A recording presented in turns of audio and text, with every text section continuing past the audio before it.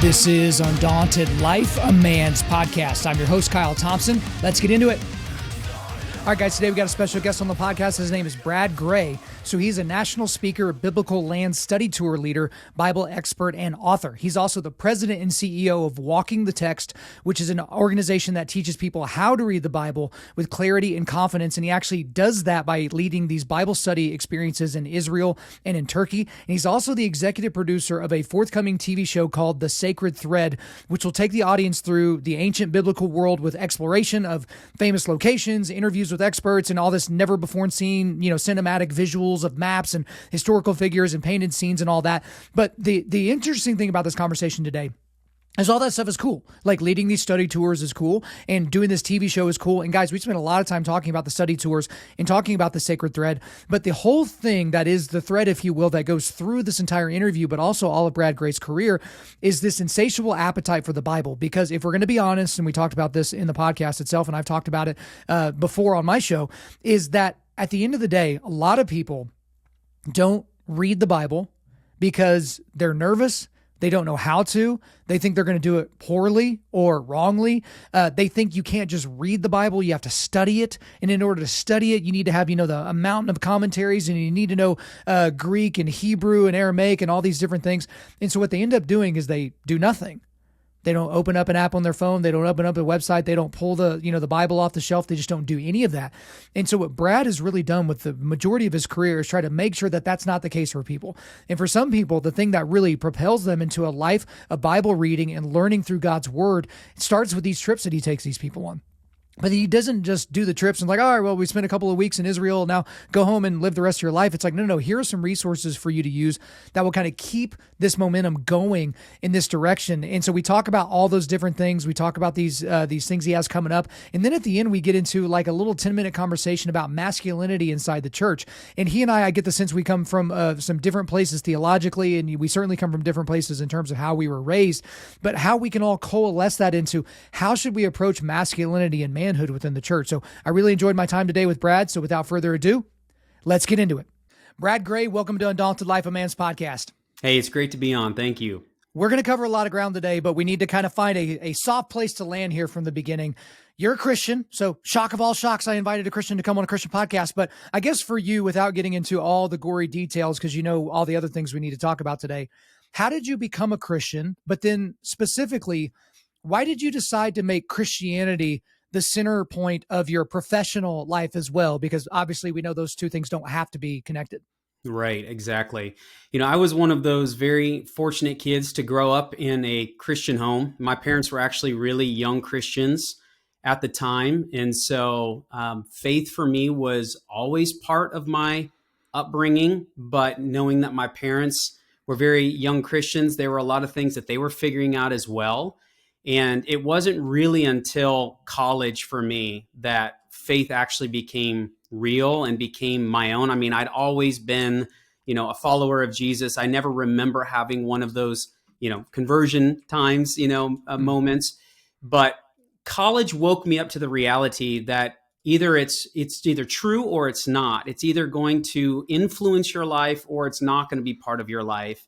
And for me, I started to have just some really transformational experiences around the Bible, about who God was, about who Jesus was, and faith just became very, very real to me.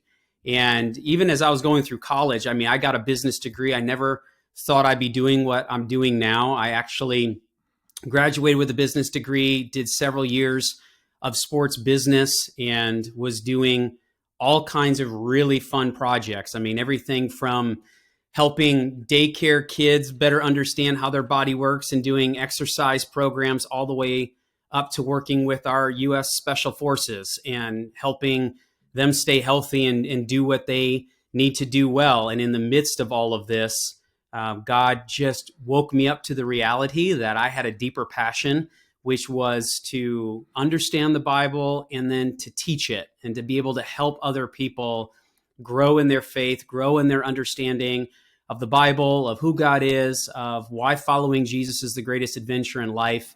And it was through that change in my own journey, going to seminary, then moving to the Middle East, living there, experiencing, firsthand all the biblical stories, that God ushered me onto a path of, what has become my life is teaching people, the biblical text.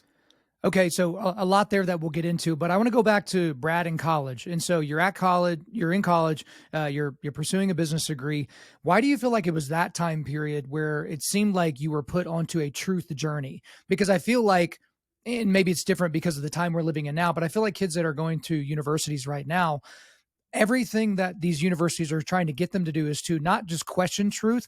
They want to question even the idea of truth, which is a very postmodern idea that, hey, there's not really truth. Everything's relative. Everything's through your lived experience lens. But for you, I guess when you were in college, like, why do you think that time was so specific to you? Because that's typically the time when people are screwing off and, making a bunch of bad decisions and all those types of things. And that just didn't really seem to go that way for you. Yeah. For me, when I went to college, I went first and foremost for basketball and then second for academics, truthfully. And so I ended up playing small college basketball for a phenomenal university in West Michigan at Cornerstone University.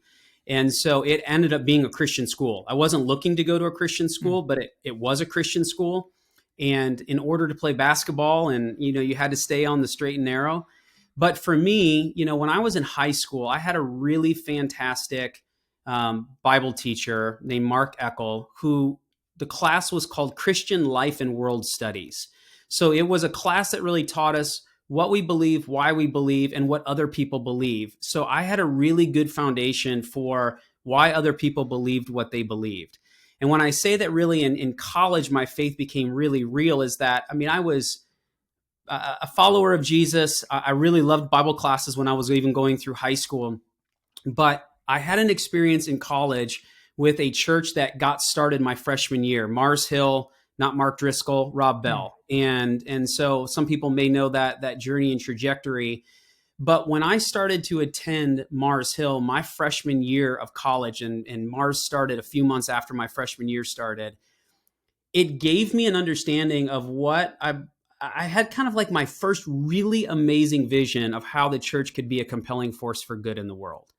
And so just seeing what Mars was doing, seeing how Rob was changing the way people were experiencing church, the idea of going to church, the idea of faith just took on a whole new sense of meaning, of application, of significance, of impact.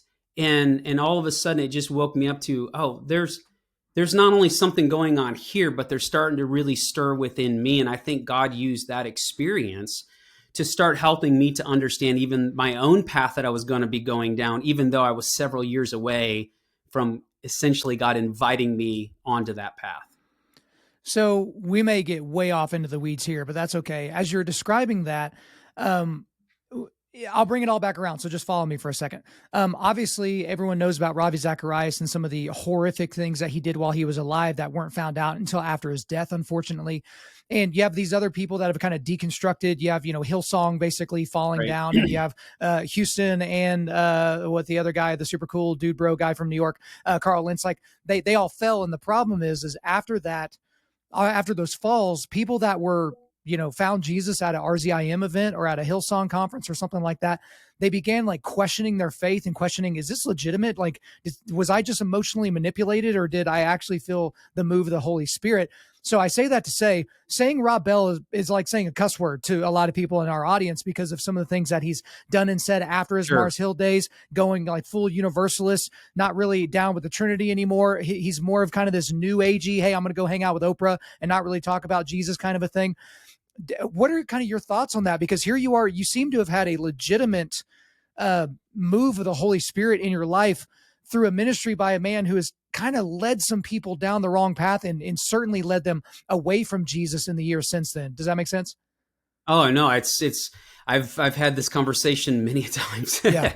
and here's the thing is that God, God uses all kinds of people in our lives to help us along in the journey of faith and in the journey of life.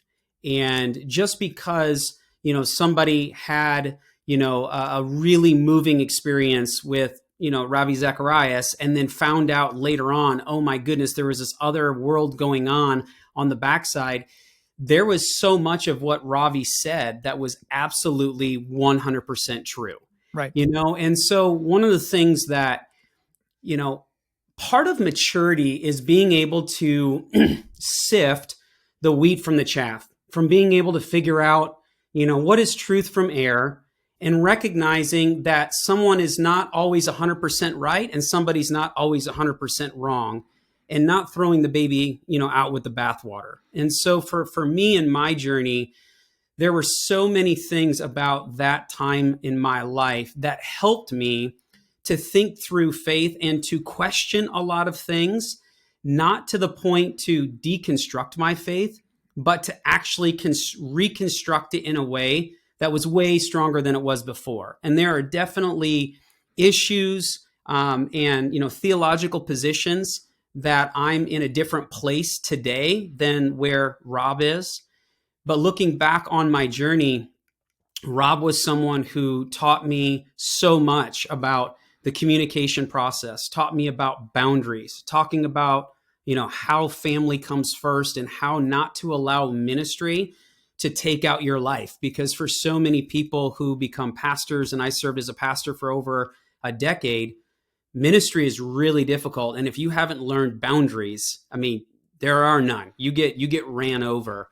And so just recognizing, it's like, probably you're the same way. I mean, you're a voracious reader. There's lots of things you read. You probably look at some stuff and go, oh, I totally buy that in the book. But then there's other things you're like, that's crap. What are they doing there? And that's the thing for me, is I feel like the people who have helped me the most are the ones who have challenged me the most to be a critical thinker and to be able to sift. There's nobody I agree with 100%. And so I feel like, whether it's Ravi, whether it's Rob, whether it's, other people that, people have had great experiences with and then found out maybe there was something else going on there, is just recognizing there's truth and there are things that were right. And how can you hold on to those and let those other things go, and to be mature enough to make that discernment process. Well, and Brad, before you even said it, I literally wrote down throwing out the baby with the bathwater, because, one thing that I did after it was found out that Ravi Zacharias was a sexual deviant, we have a book list on our website, the 100 books every modern Christian man should read list. I removed one of his books from that list, but I'm always looking for books to remove from that list to add different books. And it's a living list, but I didn't think that there was enough in that book to warrant it staying there and warrant the questions that you would get thereafter. Sure. But something simple that I've used with a lot of non-Christians before is like, every worldview needs to answer 4 questions: origin, meaning, morality, destiny. I learned that from Ravi Zacharias. Origin, where do we all come from? Meaning, Right. why are we all here? Morality, how do we tell the difference between good and evil? Destiny, where do you go when you die? So am I just supposed to delete that in my brain, that this way to kind of bring people closer to the Father, or to attack some of their presuppositions in their, I guess, worldview? Like, no, I certainly wouldn't do that. And I think it was, so here's the other cuss word for some people, not for us, but Mark Driscoll. I think that's where I learned this idea and concept of accept, reject, redeem. So as you're reading a book or listening to a podcast or watching a documentary, there are things that you just outright accept because they're true. There are things that you have to reject because they're nonsense. And then there are things that can be redeemed. So I think of someone like a Jordan Peterson. This is somebody that is a big time figure in my life and a lot of people that listen to this podcast. There are things that he says that are abiblical. They just don't align with the truths of Scripture, but they can be redeemed because the morality that's undergirding what he's saying is right and true. He just hasn't drawn all the correct dots yet. And so I think that's something that we should all really think about is, yes, like if you were saved at an RZIM event, you're saved. Like, just because Robbie's a horrifically terrible person, that doesn't mean that you lost your salvation. And so going back to something that you said earlier, Brad, you said you kind of grew this appetite, if you will, for the Scriptures. And even after you had kind of given yourself over to that appetite, you still didn't know that was going to be like a center point for your career. But just walk me through that process, because, and I mentioned this to you off air, I think there are a lot of guys out there in my audience, if I'm being honest, that are very similar to me, where they get excited at the idea of reading the Bible, but then something stops them because it's like, well, you can't just read the Bible. Like you have to study it.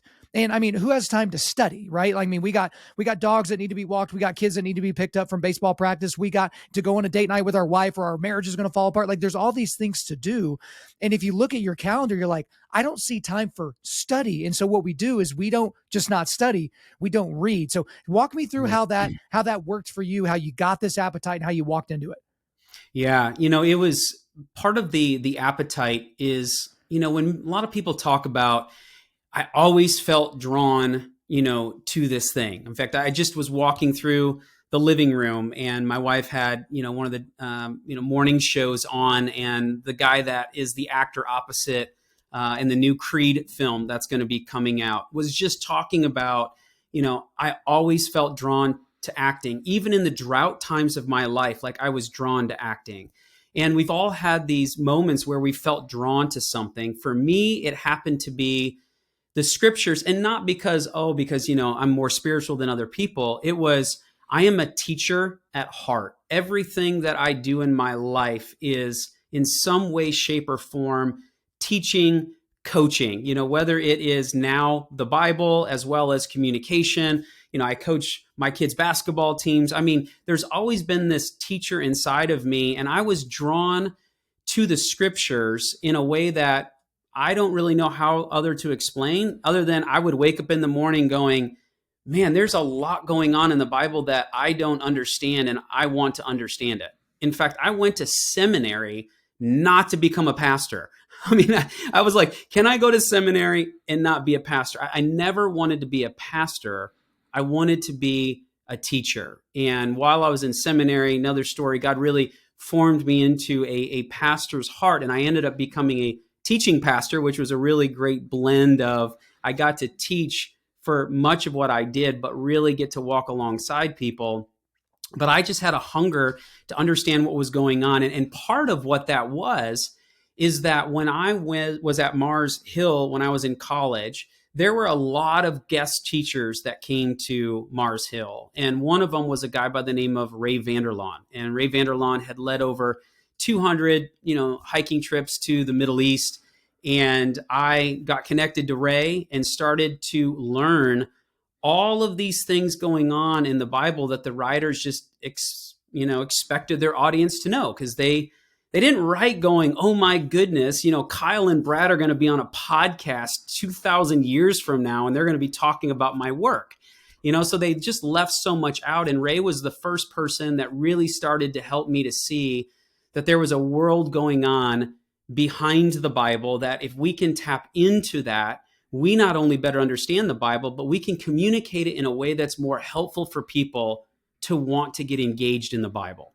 And so after seminary, for me, my wife and I, we had our 8-month-old, our oldest at the time. We moved to Israel, studied in Jerusalem, studied there for a year, gave me an education around the context related to the Bible. And it was from that, seeing how the geography factors into the Bible and how cultural backgrounds and all of these different things helped me to better understand the Bible. And then I came back as a teaching pastor with the mindset of, how do I help other people want to engage the Bible more? As you mentioned, people struggle with time. People also struggle with, what in the world am I reading? We're 2,000 to 4,000 years removed from space and time. And there's so many things in the Bible that are so different than our Western culture, that if you try to see the Bible first and foremost through lenses from Western culture, you're going to get stuck and go, I don't get what's going on.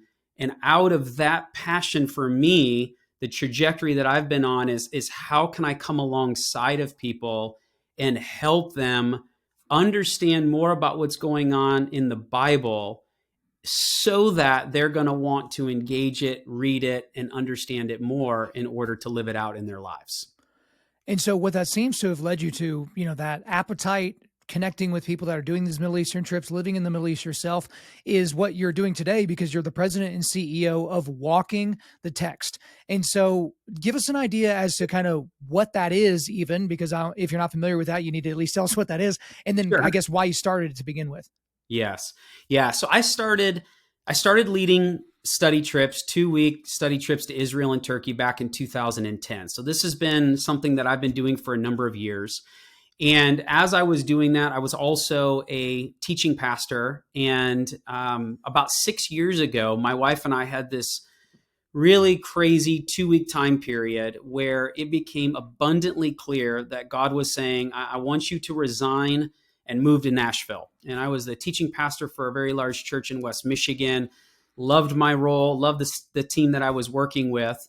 And when we moved down here, we had no idea why we were here. It was crystal clear that we needed to go. It was muddy as all get out as to why we were supposed to be here. And it took nearly a year before really things started to crystallize. And they happen on a couple of different fronts. But the big front is what is now known as Walking the Text. So prior to that, walkingthetext.com was just a place where people could go to sign up for the study trips. But what began to happen is after moving down here, it was became clear that I wanted to be able to create a host of resources completely free for people to be able to experience and engage the Bible in its original context and basic stuff. Just what's the history? You know, if I said today, you know, hey, in the days of 9/11 or in the days of COVID-19 or in the days of ISIS, like I don't have to say anything else. Everybody gets this. And the biblical writers are doing that as well. In the days of Caesar Augustus, in the days of Emperor Tiberius, there's a whole host of assumptions that come around those phrases. And what I wanted to do is to figure out, okay, knowing that people struggle to read their Bible due to time, people struggle to read their Bible due to, it's just really difficult to understand.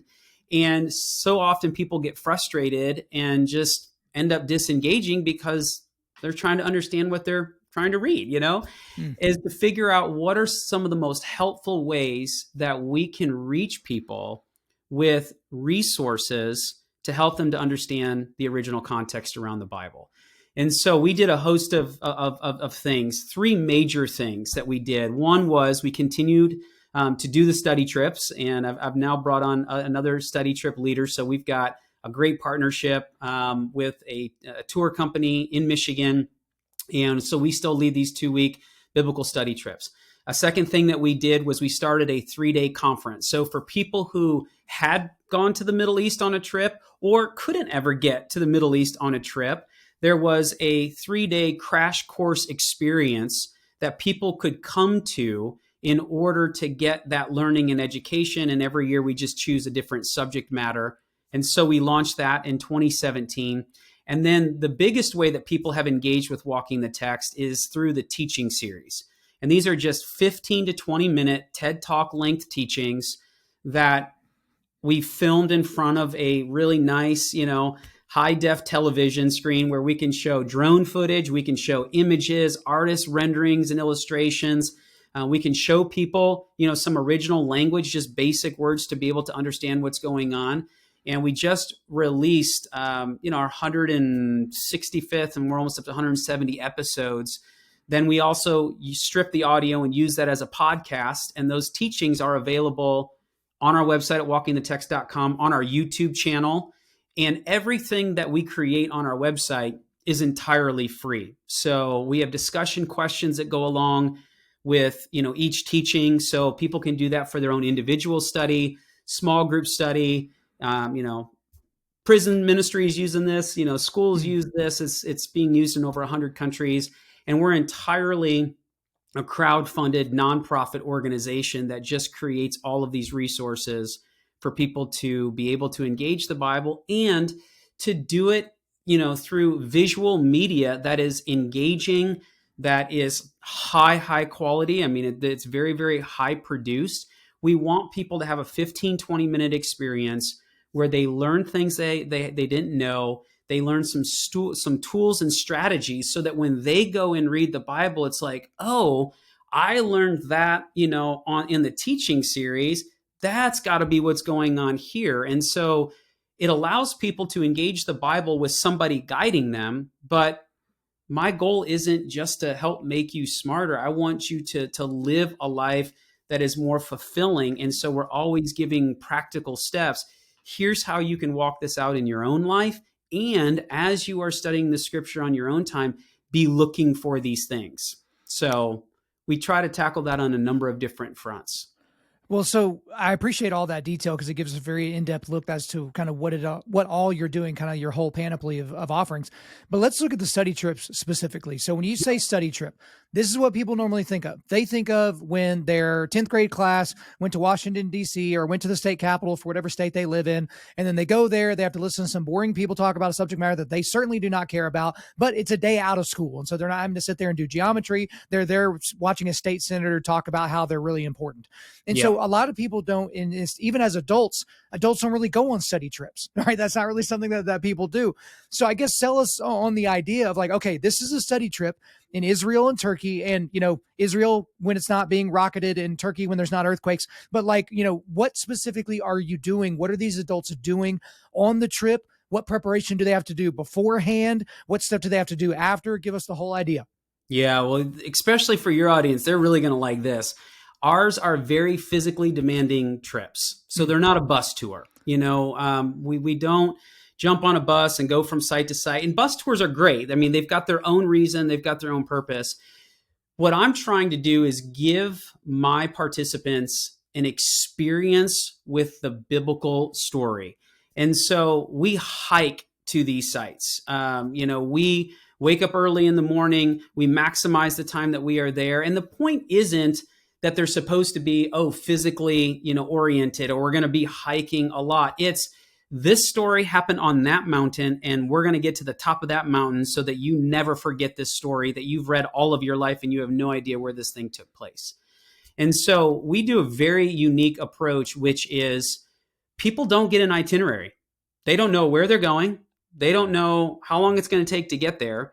They're invited to enjoy the journey, and that's one of the staples, is that in the first century world, Jesus and his disciples, Jesus would not have woken up and said, hey, fellas, this is what we're going to go do today. Here's the itinerary for the day.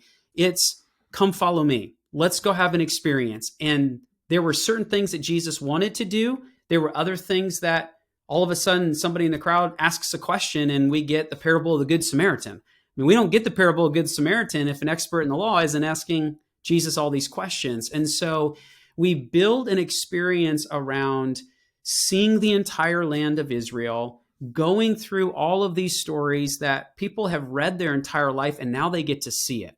At the end of the 4th century AD, St. Jerome said that the land is the 5th gospel.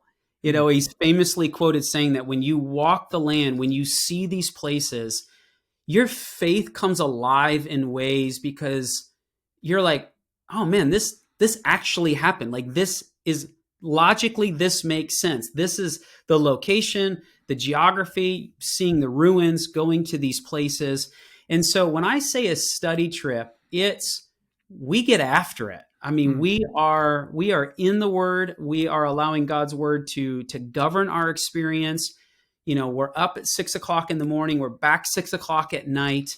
We're maximizing every single minute that we have. And for me, it is a training trip where all throughout the trip, as we're engaging these stories, as we're hiking these sites, as we're having dialogue and discussion and questions and challenges, I'm also throughout the trip giving an entire toolkit for how to go back and engage the Bible differently, not only because of the experiences that you've had, but what you have learned that is going to help you read the Bible differently the rest of your life. And so, so that's what I mean by a study trip is there are sites we'll drive by and we'll come back 6 days later because the group isn't ready to engage the content at that site because the entire trip has been built like a story and chapters have to come in a certain order in order for people to get the entirety of the story. So very intentionally put together. That's what I mean by a study trip. People can show up on the trip. Here's the only thing I'm asking them to do to prepare. The big thing is be in good shape, because when you get really tired, the first thing that goes is your mind, right? So we're going to hike. It's usually between 7 to 9 miles of hiking. And, we say this in the land of Israel as well as Turkey, but definitely in Israel, the only thing flat is the bus. Everything else is up, down, and around. So I always encourage people, get in as good of shape as possible. And then I give a bunch of optional things for them to read, a lot of biblical stuff, but some other books as well, if they want to prepare even more for the trip. But for a lot of people, they get in good shape, they show up, and then the trip becomes a launch pad. It doesn't become the point, it becomes the launch pad. And once people get back, I provide a whole host of resources. Hey, here's where you go from here, so that you don't just look back and say, oh, that was a really great trip I went on, once back in the day. It's Right. that was the trip that catalyzed my faith, that changed my relationship with Jesus, and gave me the strategies and tools that I need to engage the Bible in a way that I want to get into it on a daily basis, rather than feeling like I have to.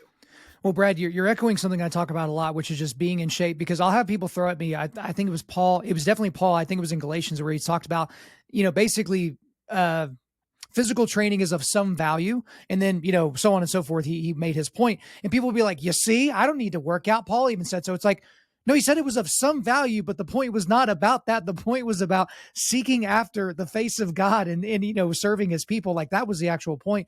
We have so many people in modernity that it's an afterthought, or they'll use Right. their family as an excuse. I've had people say, oh yeah, I would work out, but I got a wife and kids. It's like, okay, well, you're just deleting years off the end of your life and pretending Right. it's virtuous. And you're going to pretend that you're going to take 15 years off of taking care of your body, and then you're just going to snap right back into it. Like, that's not really how any of this works. But I do want to talk a little bit more before we get into, I definitely want to talk about the launch pad, what happens afterwards. And this may be a little bit of an ethereal question. I think you and I know the answer, what it means for us. But I guess when you're telling people, hey, we're going to walk the land and we're going to literally show you the places where this stuff happened, for a human being, why does that matter? And I know why it would matter to me, but I'm just throwing the question out there because some people might be like, well, I'm comfortable sitting in my recliner here in Montana. Why do I need to go over to the Middle East? Like, why do I need to do all these things to see that? What is that going to do to the text that the Holy Spirit can't already do for me? So Sure. speak to those people, because, dude, I want to see it. Like, I remember the first time I went to Washington, D.C., which was here recently, and just seeing the U.S. Capitol building was like a cool moment. I remember to this day, the very first time I saw the Colosseum in Rome, and I've seen it 3 times since, but it was like, oh my gosh, like, there it is. Like, I've seen the pictures, I've read it, but it's like, you've never been inside the Colosseum and thought about what went on there. You've never smelled what it smells like inside of St. Peter's Basilica. You've never looked up at the ceiling and saw the creation of Adam. Like, it is different, but some people don't feel that way. Why do you think that is? Yeah. Well, I think there's a couple of different things that a trip like this does. Just last week, my wife and I introduced our 4 kids to Remember the Titans. So we're watching this film, and one of the things that they do is, towards the beginning of the film, Denzel Washington's character as the coach takes them on a 2-week training camp. And it's like, well, why do you do that? It's like, because there are no distractions. You are singularly focused. We are working on football. It is 2-a-days. It is 3-a-days. We are bonding. We are investing in the very thing that's going to allow us to be successful the rest of the year. A trip like this is like that. When you've signed up to go on a 2-week trip, you are investing in a singular focus where you're allowing all the other distractions of life to just sit off to the side. You'll pick them back up 2 weeks later. But when you are immersed in an experience that is singularly focused for an extended period of time, your growth is exponential.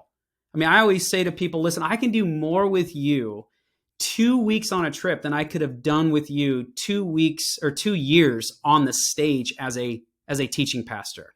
That when you stack up these experiences every single day, you're picking up on things faster. You're noticing things differently. Like, you are going through a transformational change in your own journey because it's something that you're doing over the course of, a 2-week time period.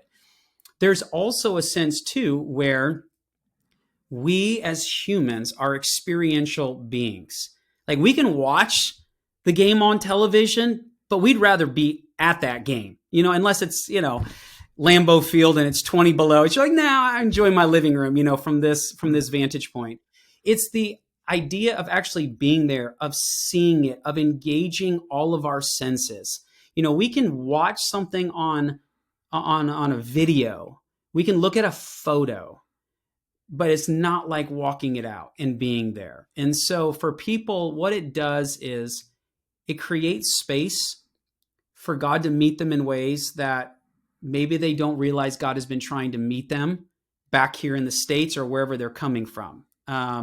It allows people to really sit and wrestle and ponder and think and have the space to do that, whether it's on the bus rides back to the hotel at night, sitting in their hotel room, or on a hike. I mean, part of the joy and benefit of hiking is that when you're out in nature, when you are being physical, like your heart starts to open up in ways, your mind opens up in ways. I mean, we all know that some of the best conversations we've ever had with like our best guy friends have probably been after a workout or after we've gone and done something really adventurous. And it's just elicited other parts of who we are, and it opens us up.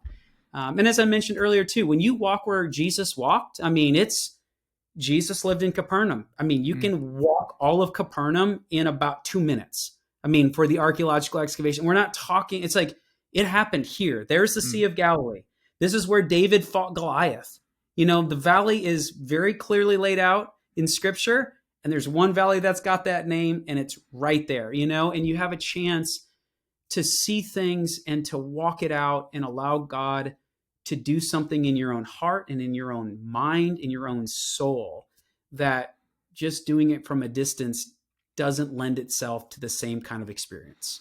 Yeah, I would certainly agree with that. And again, it goes back to early on in my wife and I's marriage, we didn't buy each other Valentine's gifts or Christmas gifts or birthday gifts. We would put money into a travel fund because it was things that, that was kind of a thing in college. We went on a trip, my junior year and my senior year, we went to, the UK for one of those trips. One of those was in Italy. And it's just like, it excuse me. I think the one thing that really blew my mind is, again, I've already mentioned the Colosseum and the St. Peter's Basilica, but in Florence, you have Michelangelo's David.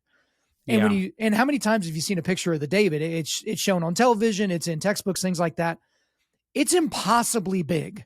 And that's the first thing is when you turn the corner and look to your right and you look down that long hallway and you see it, it's like, oh my goodness, this is impossibly big. But then when you get up close to it, it's like, oh my gosh, it's impossibly detailed. Like I remember because I think in the David in his left hand, he's got a stone in his left hand. And when you crush your hand, like you're holding a stone, you see all those wrinkles that are happening in your palm. That's in the marble of the statue. Yeah. Like it's an astonishing, or I don't know if it's marble, but it's an astonishing statue and kind of what you see, but you would never see that if you were just looking at a picture of it in a textbook.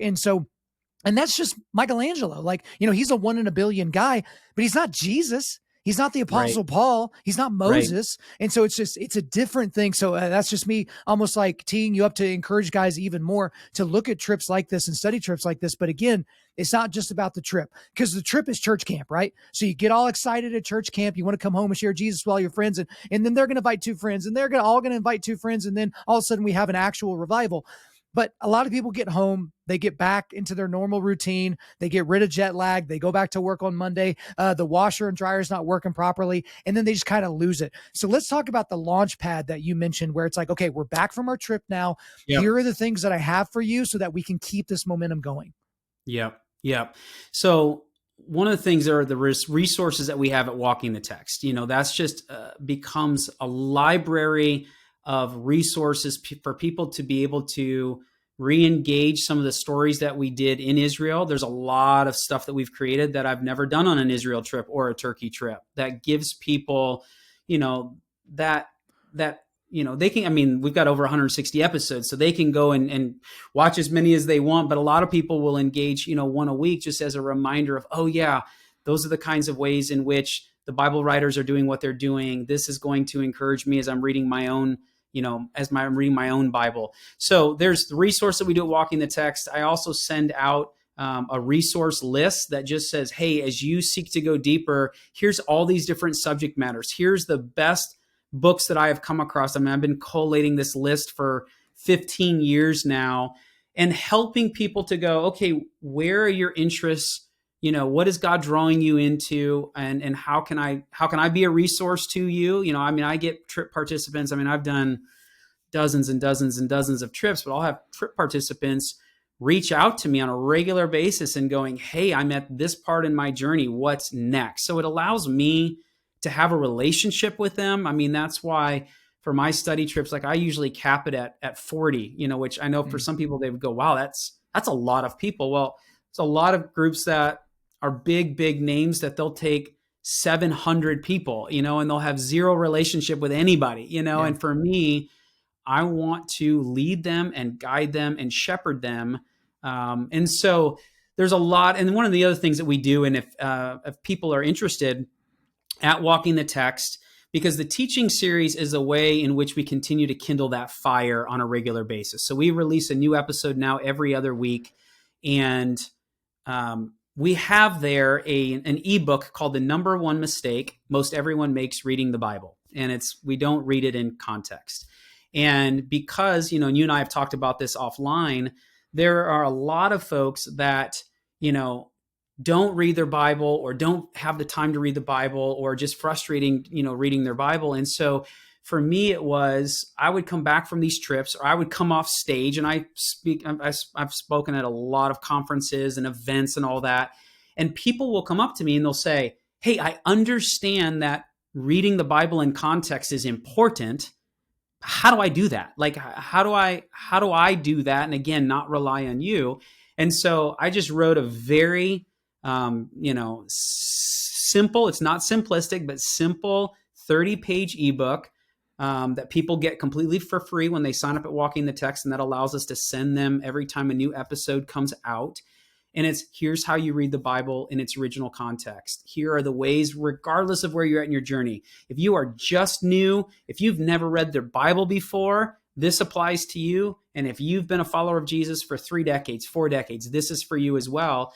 And not only does it provide a framework for experiencing and engaging the Bible in context, but it also lists, here are the best resources that you can get your hands on. Whether some of them are books that you buy, some of them are websites that are completely free, but this is a starting point for you to be able to grow in your engagement with the biblical story. And so one thing that I'm hearing through a lot of things that you're saying, Brad, is that it's an entry point. And what you want to do is create as many entry points for people as possible. So that's kind of like something that I keep in mind whenever I'm asked to speak live, and how I prepare my speeches, if you will, is Yeah. I try to create as many hooks as possible, because I know people are looking at me 100% of the time, but they're hearing about 60% of the words that I'm saying. They're actually listening to probably 10%, and they're going to remember like 1% of the things that I'm saying. So I'm just trying to put as many hooks in the water, because I don't know if the intro is going to get you. I don't know if this personal story is going to get you. I don't know if it's just a scripture that I read through my face that's going to get you, but I want to get as many ways to get you in as possible. So a Bible study at church may not get a lot of people. The 6 a.m. Saturday morning prayer breakfast once a month and pretending like that's men's ministry may not get people. These other things, study trips, may not get people. That's just a little bit too much. Maybe their bodies are broken down. They can't really do something like that.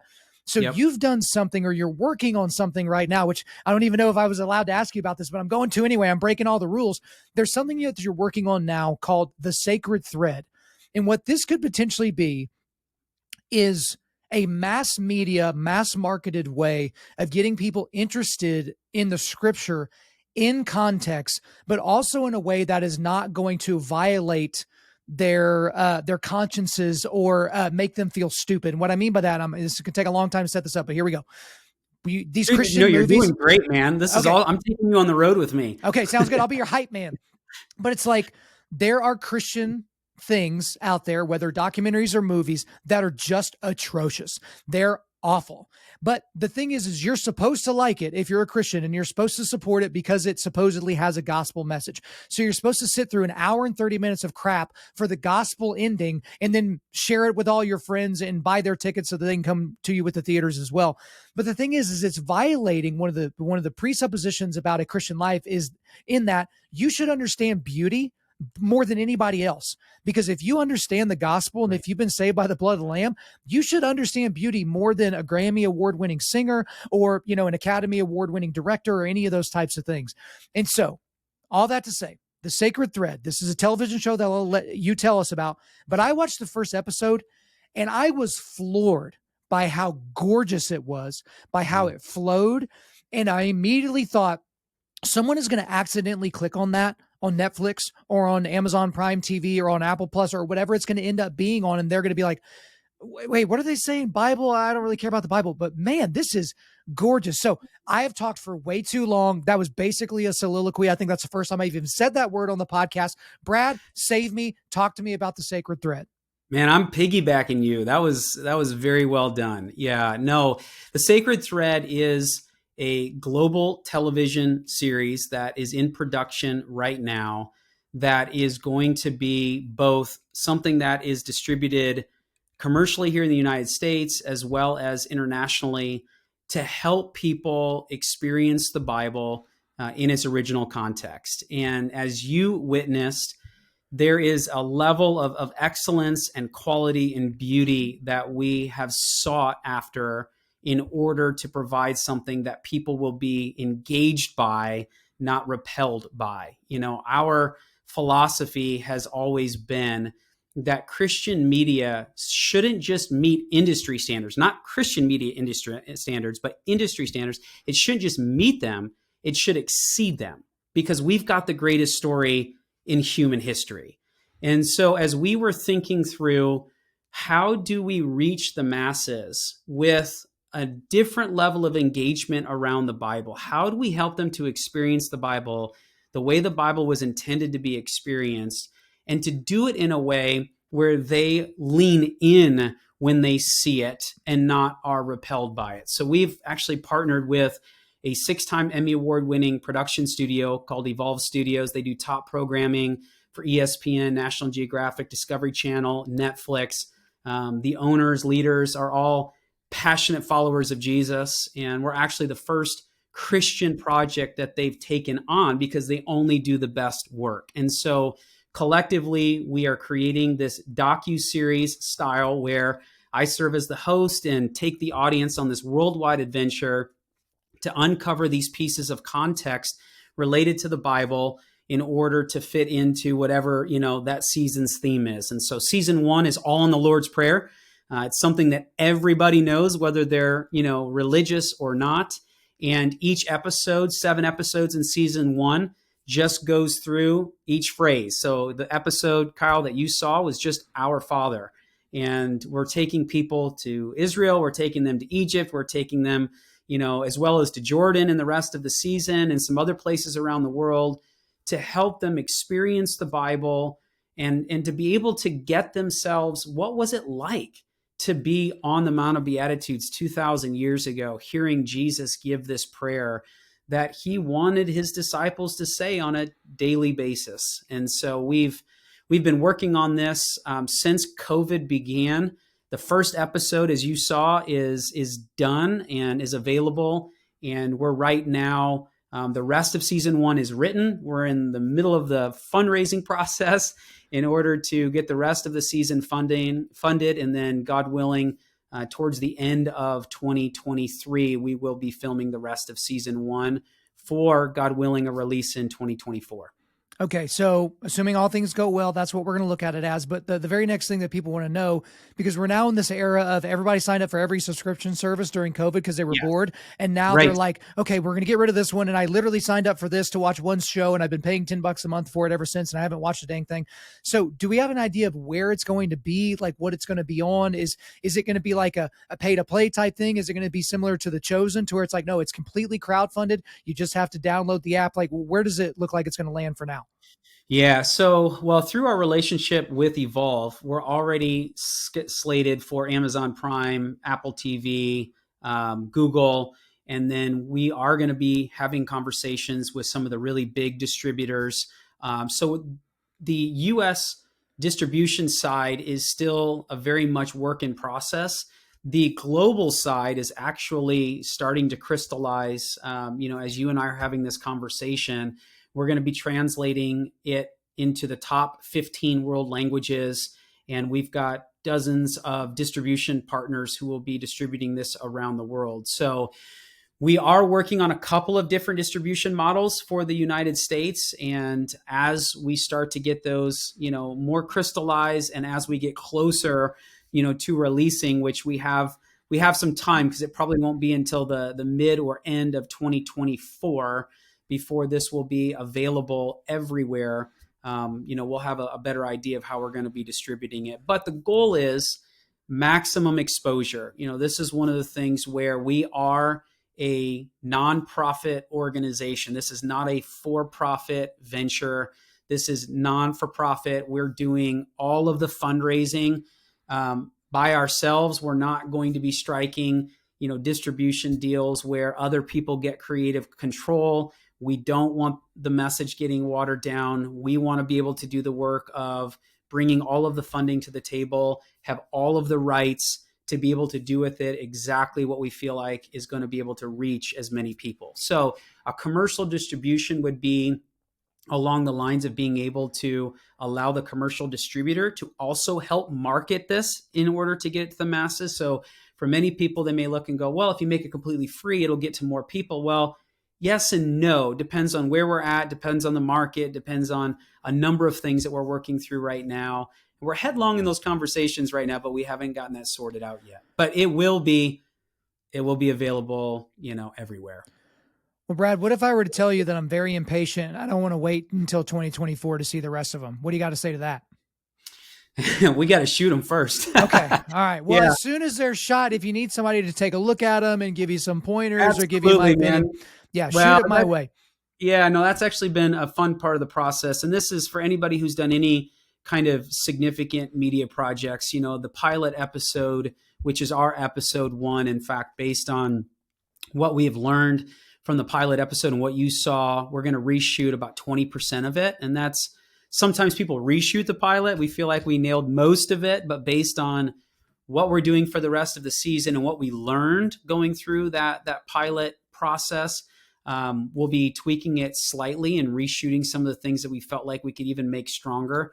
One of the fun things about, going through this process is that, you don't know what you don't know until you get there, and then you're able to sharpen that up. And so we're really excited about that. But for now, people, and I know that you'll be posting this in the show notes as well, as people can go to the sacredthread.tv or .com or .org. We got them all. It's going to take you all to the same place. You can watch the trailer, and then because we, are in the midst of conversations for the distribution, the first episode can't be quote unquote totally forward facing. So people on the sacredthread.tv put in their own email address, they put in their own, password, and they get into the private page on the site where they can watch the episode. There's now a vision video that's there, and some behind the scenes stuff for people to get a sense for what we're doing and how we're doing it and why we're doing it. But people can get after the first episode right now. Well, and it's certainly worth your time. And for those of you with families, I think it's important as well. Like, there are a lot of things right now that you have to be wary of sitting down and watching as a family, or just letting your kids watch it because you have no idea. Oh, is there going to be, a drag queen what's going to walk through the screen, or is someone going to talk about how your kid is evil just because of the level of melanin they were born with? You're not going to have to worry about that with this series. So I really appreciate you going into all that detail on the Sacred Thread and also walking the text. But before we get you out of here, there's a couple of other things that I want to talk to you about. And we may just end up talking about one of them depending on time, because we could have talked about these things the entire time, but I'm just kind of tossing them here at the end. One thing that I talk about a lot and that we talk a lot about on this show is masculinity inside the church, or maybe more appropriately talking about the lack thereof. And so you have seen the church from multiple different angles: pastor, teaching pastor, kind of a para-church ministry, which is kind of what you're doing now. Yeah, exactly. But one of the things that I've seen, and I tell people this all the time because it always comes up when I'm interviewed on podcasts, I became a Christian as a 10th grader. So right at the time that I'm learning what it means to be a man, I was now trying to learn what it means to be a Christian. And I always saw those two things as oil and water, that all the manly men were outside the church doing the man stuff, and all the, good godly men were inside the church, shaking each other's hands and telling them they'd pray for them and doing all these other different things. But it was always this dichotomy to me that you couldn't be masculine, you couldn't be manly, and also be a part of the church. And so from what you've seen, what do you see as the overall, state of masculinity in the church as of right now? Yeah. It depends on where you're at. I mean, there's obviously different churches are doing things, differently. I'm part of a congregation where, you know, they're looking at the gathering together on a Sunday as how do we make this, and I don't mean this in a negative way, how does this become as inclusive as possible? I mean, all these different people are coming together, young, old, wealthy, not as wealthy. There's a whole, stretch of, hey, there's a lot of different types of people that are showing up. How do we create an experience that is going to be faithful to the text, that is going to be worshipful in nature, that's going to be done well, not as an idol of excellence, but as a way of reflecting, who we believe God is and the privilege that we get to join in? And how do we allow throughout a service and even throughout a teaching series, how are we speaking to the various different groups about who they are and what they should be doing and what is biblically true? And then outside of that, there's a lot of other events that people are creating. So there was recently an axe throwing event, at our church, so it was a way to get everybody together. It's bonfires. It's a men's event. It's an opportunity to talk about, doing something fun like that, as well as talking about, what does it mean to serve well. So I do think that it's across the spectrum, and you may actually have even a better, understanding as far as that with, your audience and the vast number of types of people that you're running, circles with. Here's as far as for me, I've got 4 kids. I've got 3 boys. And, so this idea of just, masculinity, sexuality, gender, all the stuff that is happening. My kids go to public school, so we're having these conversations a lot. And one of the things that for me on my own journey of understanding kind of Christianity and masculinity and strength and fitness and kind of how all this gets brought together is my dad was actually an amazing example, of this. My dad is one of the toughest guys that I know. I mean, he's done everything. He's got, 13 surgeries to show it and to prove it. But one of the things that I just remember even growing up is that my dad always said to me, I believe that Jesus was the toughest man that you would have ever met, but he never used his position to benefit himself. He always used that strength and that influence and that voice in order to help those who needed it the most. And so, I mean, my dad was the assistant coach for basketball. I mean, I had just amazing coaches growing up. And I just remember my dad saying, I'm willing to bet that Jesus probably would have ran through a few screens, knocked the dude on his butt, and as soon as the play ended, would have gone and then picked him up. But then the very next play would have probably ran him over again. And there's always this sense of, oh, we have to be soft. I mean, so many of our images of Jesus is this Western European, 6 foot tall, long, blonde hair, blue eye, pasty white, 135 pounds, 6 foot guy. I mean, just almost like a weakling. And this is something too, is having lived in the Middle East, living alongside of, the Jewish people and the Palestinian people, and just seeing how rough and tough everybody is. Like, it's a very different picture of what I think Jesus would have been.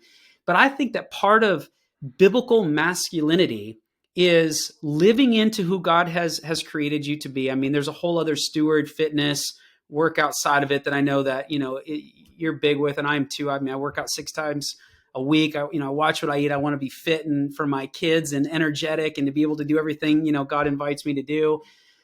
But for me, it's how do you live into who God has created you to be the best steward of what God has given you, but then to always take the advantage that you have, whether it is influence, whether it is leadership, whatever that is. How do you serve well? That the toughest people that I know are the ones who could demand respect, not command respect, but demand respect. And yet they're constantly looking for ways to make somebody else bigger. To me, that is something that we don't tell men to shy away from what you have. It's how are you leveraging it, not for your benefit, but for the benefit of somebody else. And Jesus is the ultimate example of that. Paul's doing that as well. I mean, that's one of the things. I'll tell you one quick story, and then I'll let you talk now. There's my full monologue for the last several minutes. There you go. Is that when I take people to Turkey, we have an experience where they don't know we're only going to go 1 mile, but we're going uphill, man. I mean, it is a mountain. It is rocky. You have to look every single step. And on this particular hike, I move quickly. I mean, people are moving. They don't know how long it's going to be. Again, they don't get an itinerary.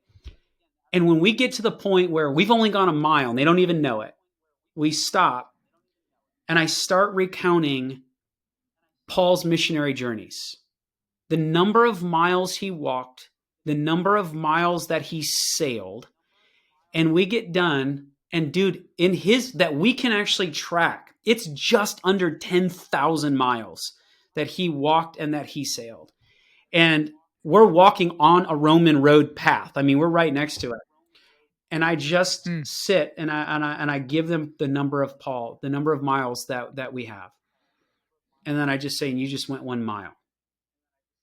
Tell me these people weren't tough. Tell me these people didn't, I mean, they got after it, but their entire life was, but how am I leveraging that for the benefit of someone else? I mean, it's the tip. I don't want to say typical because then it downplays it, but it's the servant leadership. I mean, it's the greatest leaders are the ones who are leading for the benefit of other people. And, to me, that conversation around faith and masculinity, like that was a different experience because I grew up with tough men. I mean, and not like tough, like in the abusive sense. I mean, my dad was a triathlete. My dad's, was a college athlete. He was in the fitness industry. I mean, I'm around professional athletes. I'm around the best athletes in the world. And yet, like, I'm learning, what does this mean to take what God has given you and use it for the benefit of others? So you're describing the dichotomy that is Jesus, where he is lamb and lion.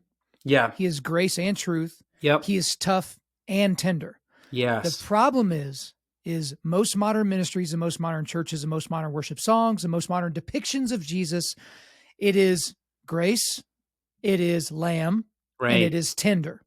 And so part of what we do is we're like, hey, we always sign off with keep seeking the Lion of Judah. And some people hear to the detriment of the Lamb of God. I'm like, no. You got the Lamb of God. You got it. Because when I go and speak to groups of men, I say, raise your hand if in the last year your pastor has mentioned Lamb of God. Every hand goes up without fail. And then I say, raise your hand if they've mentioned Lion of Judah. And it's a smattering of hands here and there. Sure. There's a reason for that. Yeah. The lamb is easy to understand. The lion is difficult to understand. It's easy to understand grace, but the truth kind of makes us feel icky and judgmental and mean. But then it also gets back to what we hear in our head whenever someone says the word meek, right? And I talk about this all the time, but we hear meek and we think weak, navel gazing, like, go along to get along.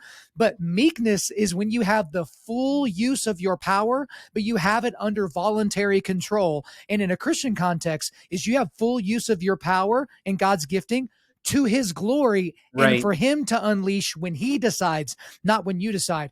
And so I take this all back to the church example, because you talked about your church being inclusive. And I know you don't mean that in kind of the modern purple head nose ring version, exactly. But the thing about it is whenever I read through the New Testament, and I'm certainly open to be corrected on this, and I know we don't have all day because we're winding to a close, but the church is for Christians. So I don't understand the seeker-sensitive model of churches where they try to acquiesce to the lowest common denominator while ignoring the people that are there and will be there regardless. And so it's like we're trying to make sure this is comfortable enough for that random person coming off the street because we don't want to make them feel uncomfortable, to the detriment of making the rest of your congregation feel uncomfortable because you're only giving them milk. Week after week, you're giving them milk and it's not nourishing them anymore. And sometimes the milk turns into Skittles. You give them their spiritual Skittles and they get their little high. They raise their hands during the worship and then they leave and they're back to their normal life. So I bring it back around to something. The lion of the faith, Vodi Bakum, he's one of my favorites. He wrote a book called Family Shepherds. Most people don't know about this book and they haven't read it. But if I were to summarize this book, it would be that men are the main driving force outside of God and the triune God of catechizing their family and discipling their family. And so if you as a church make your church man friendly, notice how I didn't say do men's ministry. Notice how I didn't say do men's events. Notice how I didn't say men's Bible study.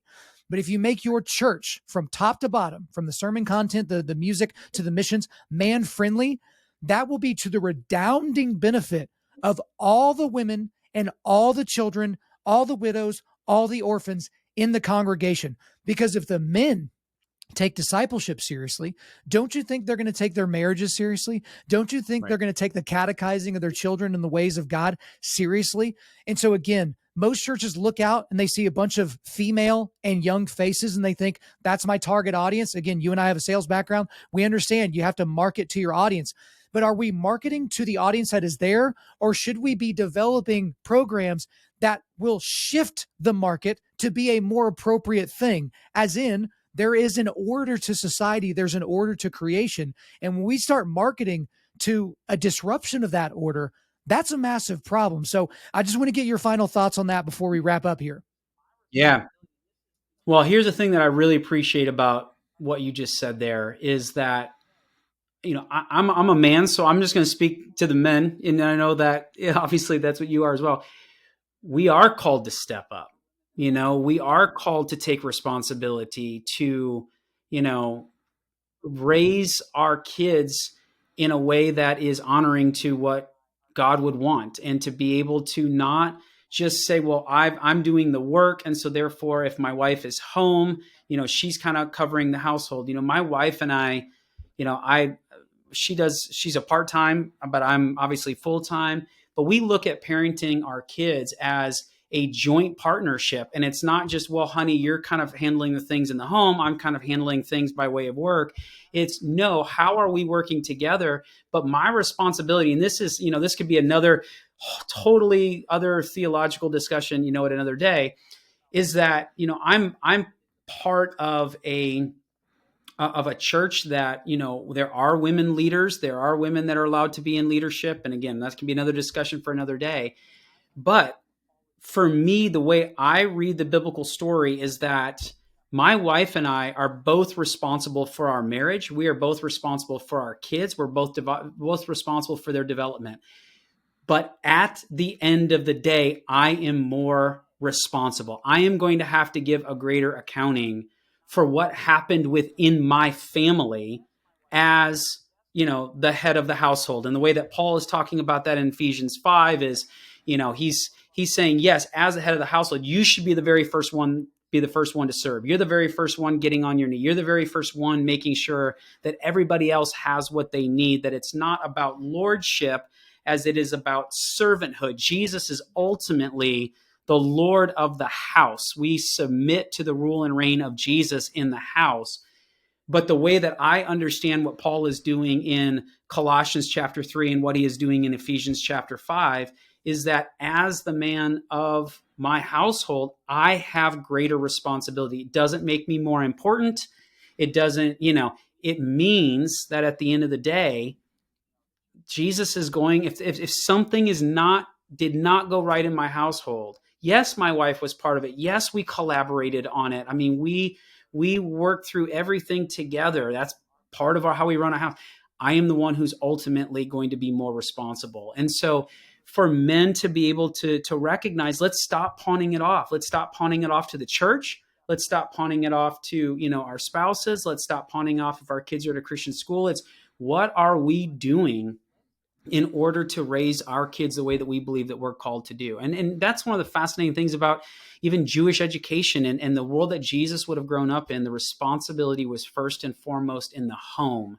And then it went to the synagogue. Then it went to, the other places. And so we need to do that. And and this is one of the things that I really appreciate about, the church that I'm part of, and I serve on the teaching team, is that I've rarely seen a place that is grace and truth as much as where we're at, and where, our pastor does a really great job of getting down to brass tacks with whatever thing we're talking about. And when it's a sermon where it's specifically talking about men, we need to step up. It is very direct. Men, here's what we need to be doing, and not in a shaming way, but in a let's paint the vision of what happens when this actually happens in our household, what happens in our community, what happens in our church when we make these changes. Here's the downstream effect, and people are, compelled into a biblical vision for how we're supposed to live in order for God's will and God's way to advance here on earth, as it is in heaven. Well, you kind of gave a little caveat to using the word shame, but I think shame is one of the most tremendous motivators for people, because I was very overweight as a kid. And I remember the shame of taking my shirt off at a pool party and having kids make fun of me.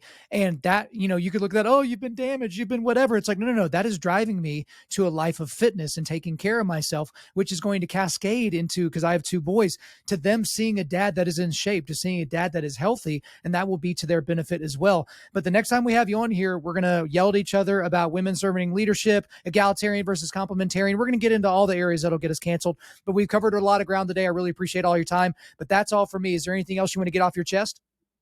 No, man, this has just been a great conversation. And one of the things that I appreciate about just, what you do is, we can have discussions, we can have dialogues. There's, a mutual respect. And this has been a really fun podcast to be able to do. So appreciate it. Brad Gray, thank you for coming on Undaunted.Life, a Man's podcast. Thank you, Kyle. There you go, guys. I hope you enjoyed my time with Brad Gray. But before we let you go, we are going to do a quick resilience boost. At Undaunted.Life, our mission is equipping men to push back darkness with content that forges spiritual, mental, and physical resilience. So the 3 links I've got for you today, I've got a link to Walking the Text website, the website for the Sacred Thread, and then something we didn't talk about specifically on this podcast, but he does have a book out called Make Your Mark, Getting Right What Samson Got Wrong. So there's a link to where you can pick that up there. Thank you guys for listening to this episode. Wherever you're listening to this, please subscribe, rate, and leave us a positive 5-star review. If you want me to come speak live at your event or on your podcast, just shoot me an email to info@undaunted.life. That's info@undaunted.life. Follow us on Instagram and like us on Facebook, and check out our website for everything else, including how to donate to keep more content like this coming your way. Just go to www.undaunted.life. And as always, we want to thank the band August Burns Red for allowing us to use their music for our content. The music on this podcast is our song Cutting the Tides, which is off their 10th anniversary re-recording of their album Leveler. The links are in the description. I'm your host, Kyle Thompson. Remember, keep pushing back darkness, keep forging spiritual, mental, and physical resilience, keep seeking the Lion of Judah.